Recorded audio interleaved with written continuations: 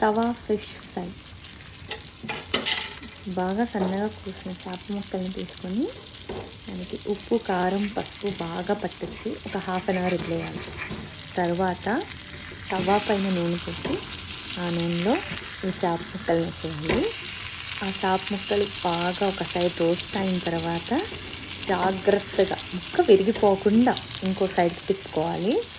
అలా తిప్పుకున్నాక ఇప్పుడు మనం చూస్తే రా ఫిష్కి, కుక్ అయిన ఫిష్కి కలర్ డిఫరెన్స్ తెలుస్తుంది. ఇలాగా కాసేపు మనకి ఒక రకమైన మంచి ఫ్లేవర్ వస్తుంది. ఆ ఫ్లేవర్ వచ్చేంత వరకు ఈ కుక్ని ఫిష్ చేసుకుంటే తవా ఫిష్ ఫ్రై రెడీ అయిపోతుంది.